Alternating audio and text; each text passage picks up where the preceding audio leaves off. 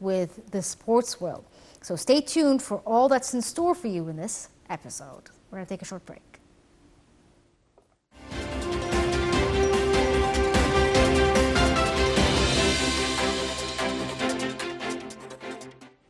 Welcome back. We start off with politics, where President Abdel Fattah al-Sisi received on Tuesday Sudan's Army Chief Abdel Fattah al-Burhan in Egypt's Mediterranean Alamein city.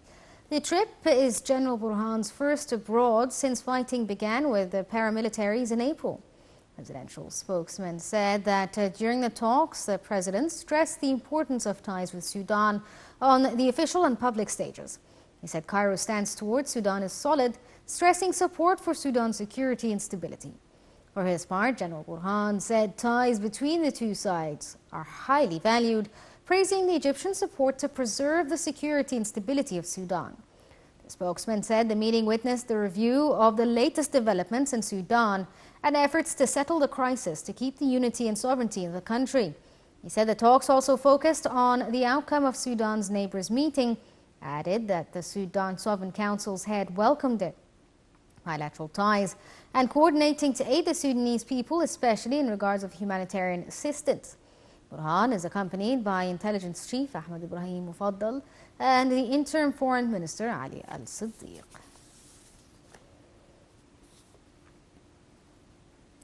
Egypt has constantly exerted its utmost effort to contain the Sudanese crisis and preserve stability and security in the nation within the framework of the Egyptian foreign policy and its constants. Egypt has also affirmed the keenness in Sudan's unity, security, territorial integrity, and stability of its people. Here's a story.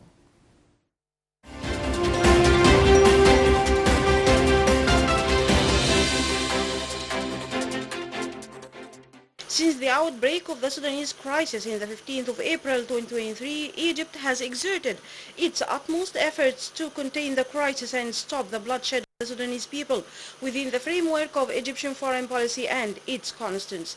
These are represented in the stability and unity of Sudan, non-interference in its internal affairs, the safety of its brotherly people, and the provision of all possible assistance to it, as well as preserving Egyptian national security, starting with President Abdel Fattah al-Sisi's keenness and emphasis on diffusing the crisis and his contacts with all Sudanese, African, Arab and international parties, as well as the movements of the Ministries of Foreign Affairs and Immigration in coordination with other institutions to address the crisis and its consequences for the Egyptian community in Sudan.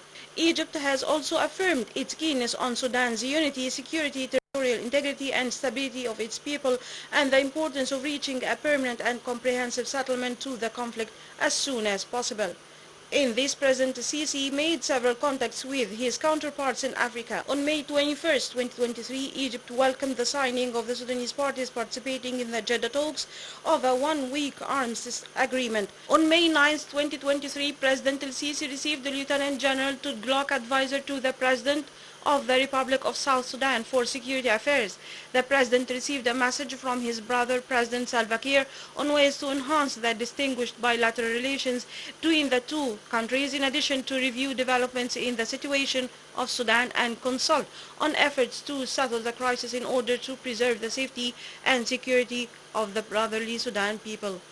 On May 3, 2023, President al-Sisi received a high-ranking delegation from the U.S. House of Representatives, headed by Speaker of the House Kevin McCarthy. The meeting witnessed discussions about developments on the regional scene and the crisis the region is going through, especially with regard to recent developments in Sudan, where the President stressed the importance of intensifying efforts to reach political solutions to the existing crisis in a manner that preserves the unity of the states and preserves the capabilities of their peoples and prevents sliding towards chaos and destruction, pointing to Egypt's exertion of maximum effort to advance the path of peaceful political dialogue in brotherly Sudan, a ceasefire and protection of civilians of the humanitarian consequences of the conflict.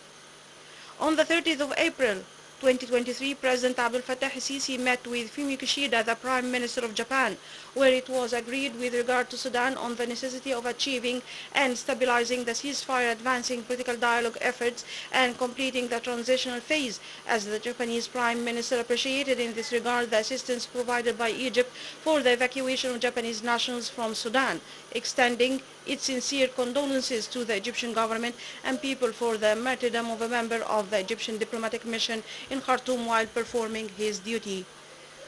And on the 27th of April 2023, President Abdel Fattah el-Sisi received Karl Nehammer, Federal Chancellor of the Republic of Austria. The meeting witnessed the discussion of regional and international files and issues of mutual interest, especially the situation in Sudan. And on the 26th of April 2023, President el-Sisi also received a phone call from Mr. Charles Michel, President of the European Council. The call dealt with developments in the situation of Sudan, where the President of the European Council expressed deep concern about the deteriorating political security and humanitarian situation and its impact on civilians and foreign communities, noting the importance of the role played by Egypt to advance efforts to reach a ceasefire and calm the situation in Sudan.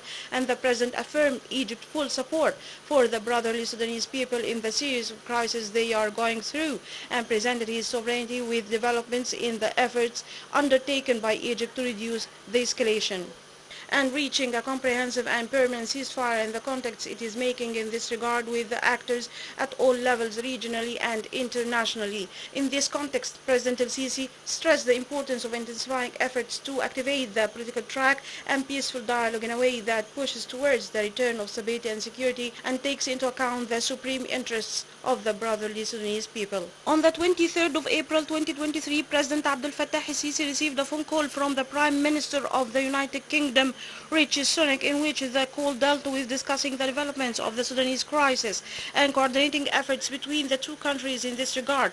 As the British Prime Minister noted that the role of Egypt is essential in maintaining peaceful and security at the regional level, in addition to being one of the most important active neighboring countries in Sudan, in which the current crisis represents a serious challenge to stability in the entire region. And the two leaders expressed grave concern about the escalation of violence and fighting in Sudan, which exposes civilians to great dangers and increasing, while addressing in this regard the effects to evacuate the nationals of the two countries from Sudan.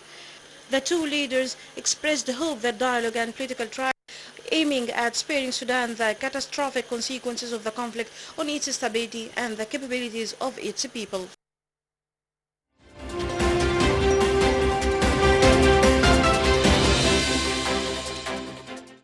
Joining us over the phone to tell us more about the visit is Ambassador Gamal Bayoumi, the former Assistant Foreign Minister. Good evening to you, Mr. Ambassador.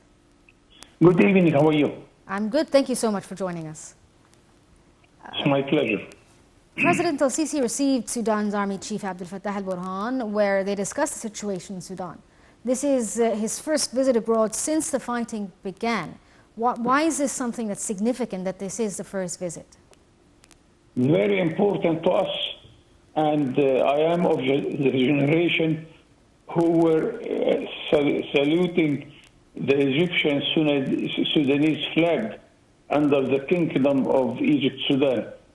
And up till my university time, 1960s, the chairman of the student union in my college, Alexandria, was a Sudanese. Yes. So we are a sort of one country. We feel this. And if we were hosting more than 4 million Sudanese living among us, even before the last the developments. So, and now we are opening our border for all those Sudanese who cannot find a ceiling to protect them. So I hope that this is a good sign by the visit of General al-Burhan to come and to discuss and to listen the good advices of our President Abdel Fattah el-Sisi. As the President of Egypt, he has very good relations with all the parties, yes, all over the African countries, all over the Sudanese parties and tribes. The problem in Sudan, it is very complicated and it needs a fairly development from our part. And we have to watch it, and we have to push all the parties in order to come to negotiation table and to come to reason under one flag and one country, which is really something we need as a very important thing for a brother country, Yes. which is our main neighbor, which is really hosting thousands of Egyptians living there for their jobs. The Ministry of Irrigation has an office. The Ministry of Electricity has another office. Cairo University has a branch in Khartoum. Yes. So our presence in Sudan also is very important, and we want to keep and to make sure that all these relations shall continue for the favor of the two countries and the two people. Both the president and the army chief spoke in detail about resolving the situation in Sudan. What were the main points that were stressed during this meeting? I think the first thing is to come to reason among the two parties of the army, because in many African countries, when there are sort of differences between tribes, then they come to ask the army to take hold of the country.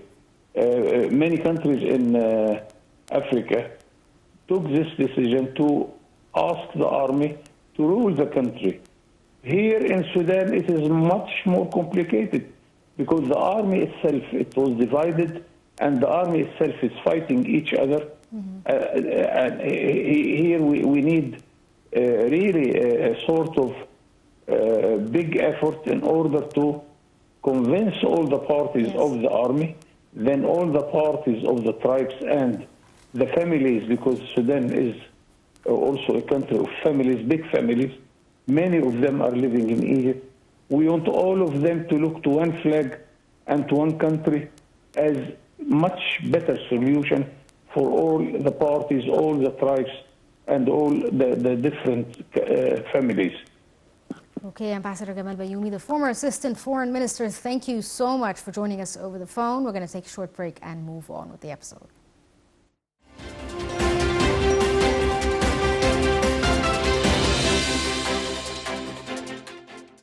The third ministerial meeting hosted by Cairo over the past 2 days on the Grand Ethiopian Renaissance Dam concluded on Monday.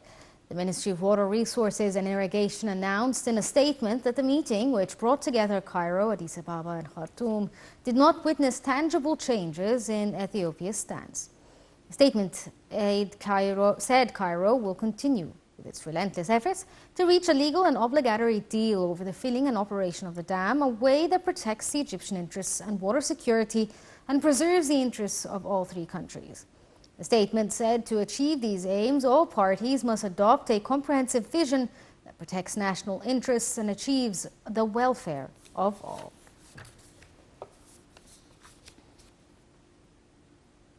President Abdel Fattah el-Sisi held a meeting on Sunday with Prime Minister Mustafa Madbouli and the Minister of Trade and Industry, Ahmed Samir. Presidential spokesman said the meeting followed up the national strategy for industry development and the future vision to increase growth rates of the industrial sector, raise its share in the gross domestic product, and to enhance industrial exports in quality and quantity. The meeting reviewed updates on efforts to establish integrated industrial complexes and zones and to support manufacturing industries, especially in priority fields. President el-Sisi said efforts to advance the Egyptian industry should be enhanced, describing it as the main driver for comprehensive economic progress and a leader of development across all sectors. The president also added that the industrial private sector should be enabled through removing obstacles that hinder its activity and create suitable environments for its progress and providing incentives to industrial investments.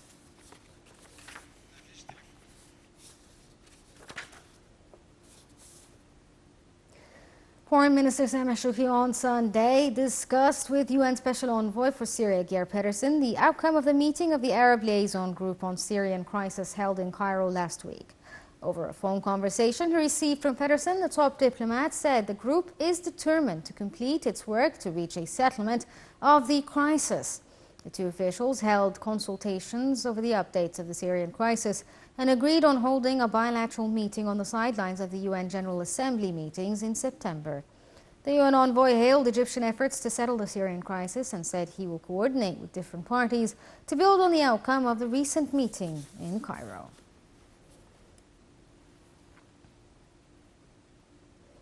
Egypt welcomed a Libyan joint communique released in Benghazi that asserted the Libyan nationality nature of any political track or inter-Libyan dialogue.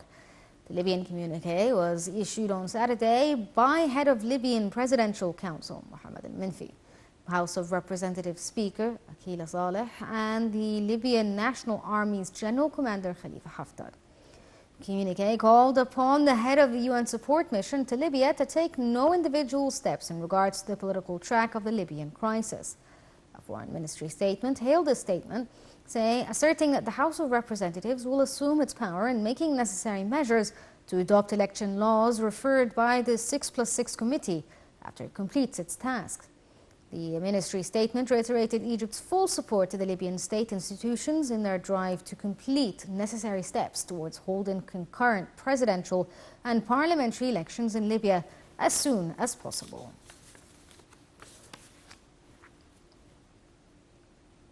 Scores of Israeli occupation settlers broke into Al-Aqsa Mosque compound under heavy occupation police security, conducting provocative rounds and rituals. This came as the occupation authority detained 37 Palestinians in several areas of the West Bank, including Jerusalem.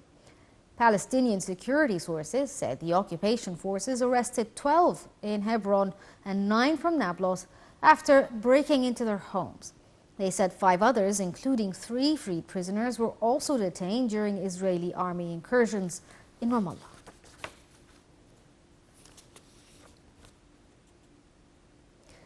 A Russian military jet destroyed a Ukrainian drone over the Black Sea on Tuesday, Russia's defense ministry said without providing more details. In Ukraine, dozens of mourners gathered at a Catholic church in Kiev on Tuesday to pay homage to a respected fighter pilot who pushed the West to provide Ukraine with F-16 jets. Russia's defense ministry said in a statement that the 2 drones were destroyed by air defense over the Tula region south of Moscow. The ministry added that another drone was destroyed by air defense forces over the Belgorod region, which borders Ukraine. The ministry did not say whether there had been damage or casualties as a result of the incident. The capital and other Russian regions have been targeted by a barrage of Ukrainian drone attacks in recent days after Kiev vowed earlier this summer to return the conflict to Russia.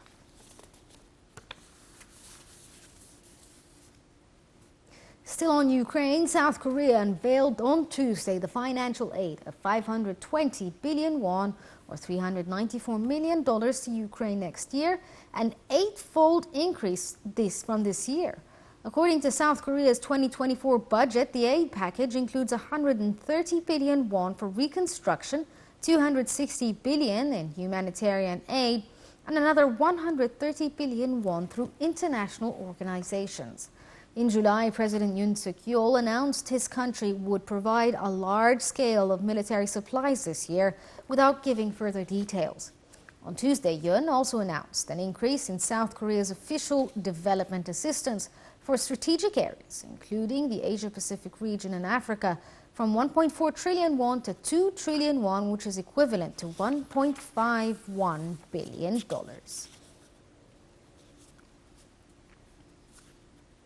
The United States, South Korea, and Japan staged joint naval missile defense drills off the Korean peninsula on Tuesday as North Korea accused Washington and its allies of creating the most unstable waters with the danger of nuclear war. The 3 nations staged exercises in international waters over South Korea's southern Jeju Island to improve their ability to detect and track targets and share information in the event of provocation by Pyongyang. The drills come as North Korean leader Kim Jong-un has called for radically modernizing the weapons and equipments of his naval forces, criticizing an increased presence of U.S. strategic assets in the region. South Korea and the United States last week began the Ulchi Freedom Shield summer exercises designed to enhance their joint response to North Korea's nuclear and military threats. Pyongyang has long denounced the drills as a rehearsal for war. As part of the exercises, the Allies' Special Operations troops practiced infiltrating an enemy's coastline from the sea, riding rubber boats and emerging from the waves with diving gear and guns.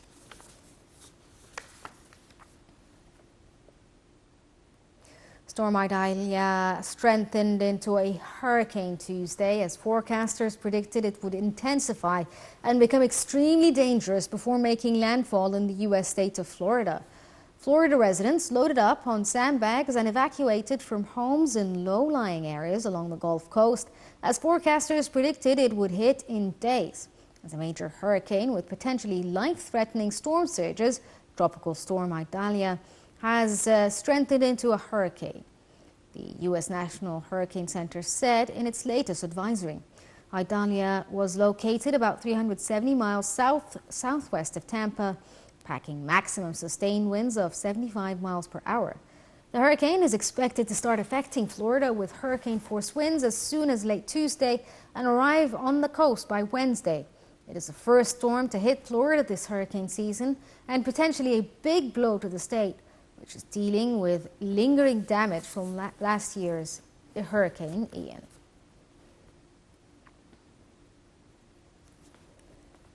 A forest blaze in Greece is the largest wildfire ever recorded in the EU, and the bloc is mobilizing nearly half its firefighting air wing to tackle it.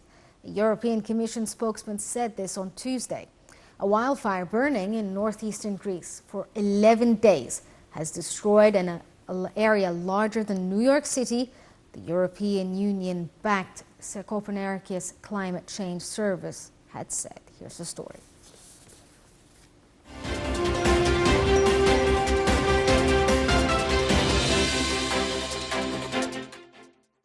"11 planes and 1 helicopter from the EU fleet have been sent to help Greece counter fires in the Dadia National Park north of the city of Alexandroupolis, along with 407 firefighters.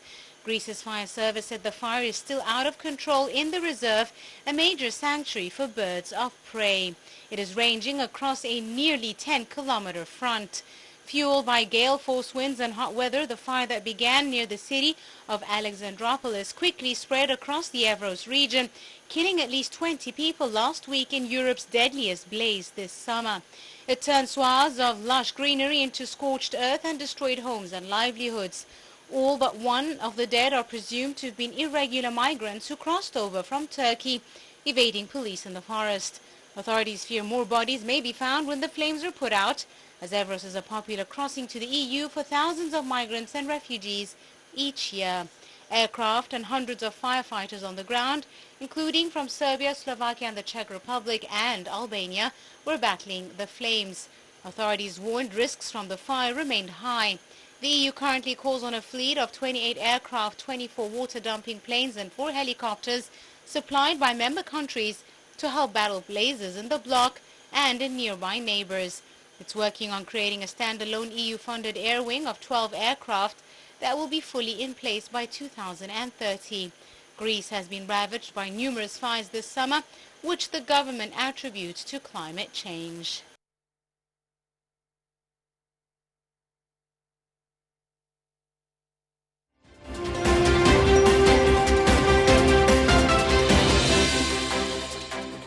In the world of business and finance, Japan threatened on Tuesday to take China to the World Trade Organization to seek a reversal of Beijing's ban on all of its seafood imports after the release of treated radioactive water from the stricken Fukushima Daiichi nuclear power plant. Japanese Foreign Minister Yoshimasa Hayashi told reporters that Japan would take necessary action on China's aquatic product ban under various routes, including the WTO framework. The comments came as Japanese businessmen and public facilities continued to receive harassment calls from phone numbers with the +86 Chinese country code, with many reporting callers complaining of the Fukushima water release. Japan's National Police Agency has received 225 reports of harassment calls to date. Shiji News reported that the government said it was seeking help from telecommunication companies to block the calls. An increasing number of landline phone users are requesting to block foreign numbers, according to the spokesperson of the Communication and Nippon Telegraph and Telephone Unit. NTT and other phone companies are discussing measures following the government's request. The NTT East, which serves the eastern half of the country, including Fukushima, said it was set up a customer service center on Tuesday specifically for harassment calls from overseas in response to the government's pleas.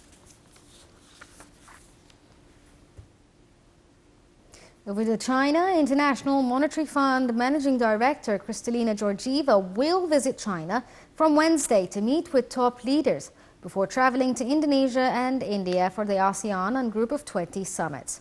Georgieva will then travel to Jakarta to participate in a summit of leaders of the Association of Southeast Asian Nations, or ASEAN, before attending the G20 meetings for heads of states and governments in New Delhi.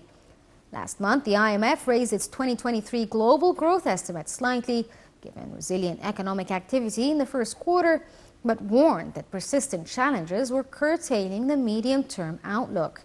The lender projects global real gross domestic product growth to be 3% in 2023, up 0.2% from April forecast, but left its outlook for 2024 unchanged at 3%. Georgieva will be in Jakarta from September 4th to the 7th and in New Delhi from September 8th to the 10th, according to the spokesperson.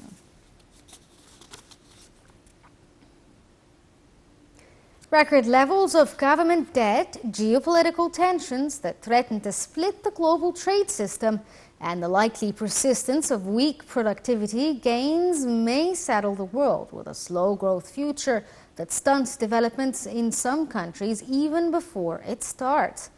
That sobering view of a post-pandemic global economy emerged from research organized by the Kansas City Federal Reserve. It explored issues like the outlook for technological innovation, public debt, and the state of the international trade at a time when the Russian war in Ukraine and the conflict between the US and China have eroded a once broad global agreement, at least in theory, to boost the free flow of goods and services. Experts say it is possible that global growth settles into a trend of around 3% annually, a figure far below the rates above 4% seen when rapid advances in China's economy drove global output higher, and which some economists consider borderline recessionary in a world where quick gains should still be achievable in large, less developed countries. China is now suffering what may be a chronic economic problem along with shrinking population. Emerging industrial policies in the US and elsewhere are reordering global production chains in ways that are more durable or serve national security ends, but also less efficient. Globally, the fallout could be severe if public borrowing steers capital from countries that still have growing populations and less developed economies. While the population of major European nations, Japan, China, and the US are all aging, some African nations, like Nigeria, continue to grow fast.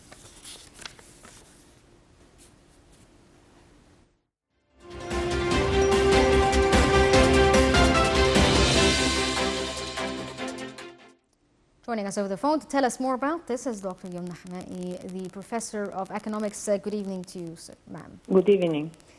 COVID has affected the world's economy deeply, in addition to a number of economic hits due to a number of factors, including the Russia-Ukraine conflict. And if a new wave of COVID does come up and it becomes a full-on pandemic, what are the expectations for the global economy? Actually, most international organizations have reduced the potential of growth for the world economy for this period, according to these challenges that you have mentioned. On top of them, the Russian-Ukrainian war and the possibility of returning to, the pandemic. I believe that we have to put besides that other factors that may affect seriously the progress of world economy, as well as we need to differentiate between the situation of developed compared to developing countries. These are two very important topics that should be discussed in this matter. Yes. First of all, we have other challenges when we talk about the Russian-Ukrainian war and what's happening. We have the trade war existing already between United States and China, and the superiority of the world economy nowadays is taking place by such trade war. United States imposing, protection and putting barriers against export of China, Yes. trying to reduce the potential of the superiority of China for the world economy. So this is making to large extent the disruption of the value chain of most products. We need to take into consideration that nowadays China is dominating export of the world, the first exporter country. And nowadays, China is to a large extent dominating such value chain, and from here it comes that when you make such a disruption of the value chain, I believe that this is can be very risky towards, the GDP growth for most countries in the world, taking the interdependence that happened during the era of globalization before COVID-19. Yes. So I believe that this can be regarded as a very important distraction for the growth of the world economy, and we can put besides that what's happening for the Chinese economy nowadays, that it's witnessing, low perspective of growth. We have a prospect of 5% rate of growth for China, which can be considered, according to last 5 decades, as very slow compared to the last 5 decades. So this can represent a challenge to the world economy. Besides what's happening regarding, the economy of Europe, the European Union, due to the Russian-Ukrainian war, is witnessing severe challenges too. We can notice that the Central Bank of Europe nowadays, according to Christine Lagarde, she mentions that despite that the Central Bank is witnessing inflation in Europe and trying to increase interest rate several times in order to curb inflation, they need actually to think quite well regarding the potentiality of regression that appear to be in the European countries, and they should take steps towards avoiding such regression. Okay. So, I apologize, but I have to cut you off there because we're running out of time for this episode. But Dr. Yumna Hamay, I'm sure, Professor of Economics, I'm sure we're going to have you again on the show to talk about this further. Thank you so much for joining us. That was Dr. Yumna Hamay, Professor of Economics. We're going to take a short break and move on.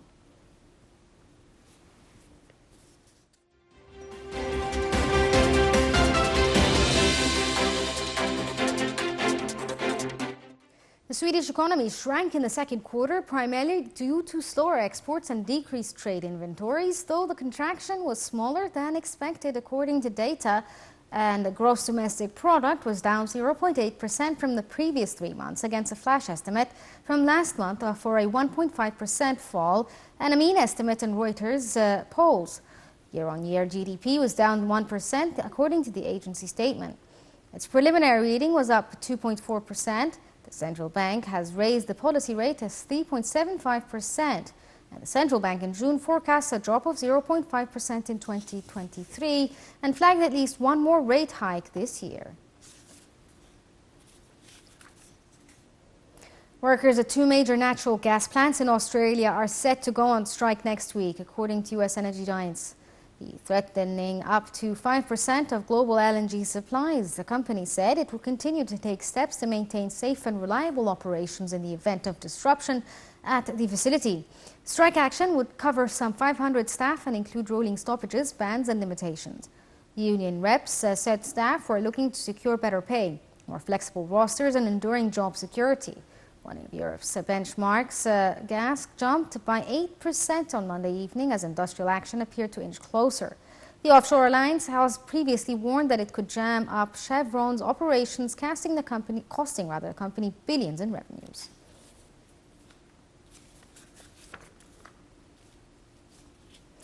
We're going to take a short break and move on to the world of technology.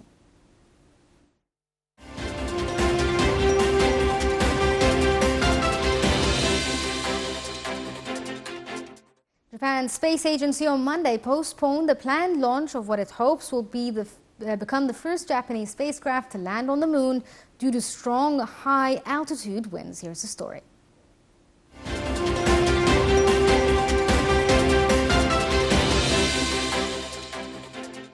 Japan's space agency suspended a planned launch of a rocket carrying what would be the country's first spacecraft to land on the moon, with the operator citing high winds. Although the rocket, the Japanese flagship launch vehicle, has a 98% launch success rate, unsuitable wind conditions in the upper atmosphere forced the suspension 27 minutes before the planned liftoff. This comes days after India became the first country to land a spacecraft on the unexplored south pole of the moon. India's Chandrayaan-3 rover rolls onto moon's surface braced for new challenges. Also, India sets a September launch date for a mission to study the sun. India's first space-based observatory to study the sun is to launch September 2nd. Last week, the Russian space agency also launched a failed mission to the moon. The Kremlin played down moon landing failure, saying the space program will still continue. They added the failure of Russia's Luna 25 mission to the moon earlier in the month was nothing terrible, and the main thing was to continue Russia's space exploration program. In a call with reporters, Kremlin spokesman Dmitry Peskov said it wasn't a reason to despair, and it was another reason to analyze the causes and eliminate them next time.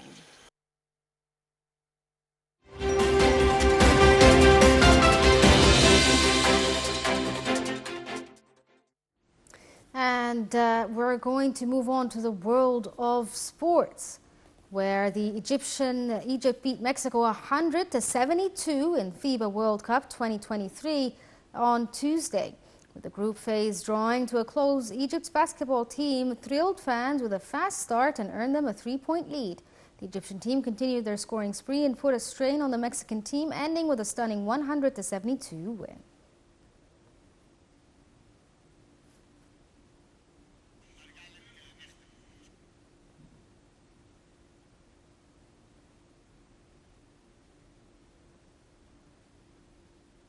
Well, that was the end of this episode of Nile TV Newsroom Live. Hope you enjoyed it, and stay tuned for more here on Nile TV.